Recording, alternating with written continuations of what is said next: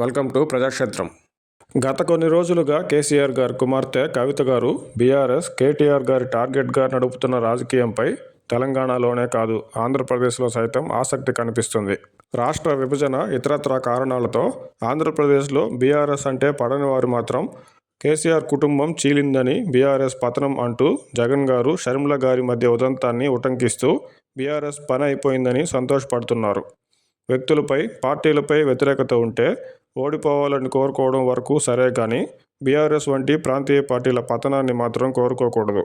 ముఖ్యంగా తెలుగు రాష్ట్రాల విషయానికే వస్తే జాతీయ పార్టీల కంటే, దేశంలోని ఎన్నో ఇతర ప్రాంతీయ పార్టీల కంటే మెరుగైన పాలనను, సంక్షేమం, అభివృద్ధి మధ్య సమతూకం పాటిస్తూ రాష్ట్రం కోసం ఎన్నో ప్రతిష్టాత్మక కార్యక్రమాలను ముందుకు తీసుకెళ్లగల నాయకత్వం ఉన్న బీఆర్ఎస్, టీడీపీ వంటి పార్టీల పతనాన్ని ఖచ్చితంగా కోరుకోకూడదు. తెలుగు రాష్ట్రాల శ్రేయస్సు, భవిష్యత్తు దృష్ట్యా ఈ రెండు పార్టీలు బలంగా ఉండడం అవసరం. కవిత గారి విషయానికే వస్తే లేఖతో మొదలైన కథ రోజు ఏదో ఒక మాటతో వార్తల్లో నిలుస్తుంది.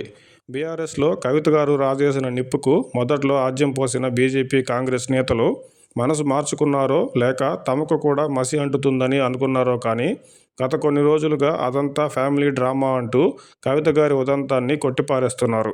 బీఆర్ఎస్లో కొన్నేళ్లుగా కేటీఆర్ గారు వర్కింగ్ ప్రెసిడెంట్గా ఉండగానే బీఆర్ఎస్ పార్టీలో ఉంటూ ఎప్పుడూ అసంతృప్తి వెళ్ళగక్కని కవిత గారు ఇప్పుడు తన నాయకుడు కేసీఆర్ గారు మాత్రమే అనడం, కేటీఆర్ గారిని టార్గెట్ చేస్తూ హఠాత్తుగా అన్నా చెల్లెళ్ల ఆధిపత్యంగా మారిన తాజా ప్రస్థానం, బీఆర్ఎస్ పార్టీ జాగృతి, కేసీఆర్ గారి రెండు కళ్ళని చెప్పడం, కేసీఆర్ గారి కోసమే తాను పనిచేస్తున్నట్టు చెప్తూనే తన కార్యక్రమాల్లో ఎక్కడా బీఆర్ఎస్ జెండా లేకపోవడం చూస్తే కవిత గారి అజెండా వేరే ఉందని చెప్పొచ్చు. కవిత గారి మాటలు కేటీఆర్ గారిని ఎక్కువగా ప్రశ్నిస్తున్నట్టు పైకి కనిపిస్తున్నా నిజానికి కేసీఆర్ గారికే ఆ ప్రశ్నలు నేరుగా తగులుతాయి.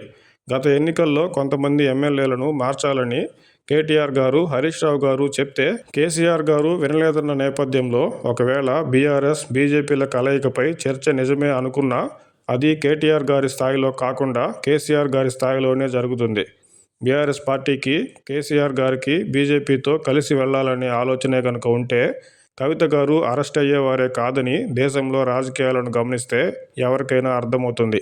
గత ఎన్నికల ముందు నుంచి బీజేపీ రాజకీయాన్ని చూస్తే బీజేపీ వ్యూహాలు ఆ పార్టీకి లాభమో నష్టమో అటుంచితే బీఆర్ఎస్కి నష్టాన్ని, కాంగ్రెస్కు మేలు చేసిందని అర్థమవుతుంది. కవిత గారు, రాజాసింగ్ గారు చెప్తున్నట్టు బీజేపీ, బీఆర్ఎస్ ములాఖత్ నిజమే అనుకుంటే బీజేపీ లేదా బీఆర్ఎస్ లాభపడాలే తప్ప కాంగ్రెస్ కాదు కదా. బీజేపీ, బీఆర్ఎస్ మధ్య రహస్య స్నేహం ఉందనుకున్నా అది కేసీఆర్ గారు, మోదీ గారు, అమిత్ షా గారు వీరి మధ్య చర్చతోనే సాధ్యం తప్ప కేటీఆర్ గారు, బీజేపీ రాష్ట్ర నాయకుల మధ్య సంబంధించిన అంశం కానే కాదు. కవిత గారి ఆవేదనలో, ఆరోపణల్లో అసలైన వాస్తవం ఏంటో కానీ కేసీఆర్ గారి కోసం, బీఆర్ఎస్ను నిలబెట్టడం కోసం అంటూనే ఇప్పటికే బీఆర్ఎస్ను దెబ్బతీసిన, కాంగ్రెస్ ఆరోపిస్తూ వస్తూ లబ్ధి పొందిన బీజేపీ, బీఆర్ఎస్ మైత్రి అంశాన్నే ఆమె కూడా బలంగా వినిపించడం మాత్రం ఏదో ఆషామాషీ వ్యవహారంగా చూడకూడదు. జాగృతి పునాదులపై బీఆర్ఎస్, బీజేపీలకు ప్రత్యామ్నాయంగా అధికారంలో ఉన్న కాంగ్రెస్ను ఎదుర్కొంటూ తెలంగాణలో ధీటుగా తన సొంత రాజకీయ సామ్రాజ్యాన్ని నిర్మించుకోవాలనే ఆలోచనలో కవిత గారు ఉన్నట్టు ఇప్పటి వరకు జరిగిన పరిణామాలను బట్టి చెప్పొచ్చు.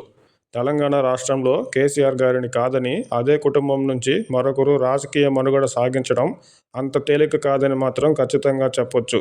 అయితే కవిత గారి వ్యవహారంపై రాబోయే రోజుల్లో బీఆర్ఎస్ పార్టీ, కేసీఆర్ గారు ఏ విధమైన నిర్ణయం తీసుకుంటారో వేచి చూడాలి.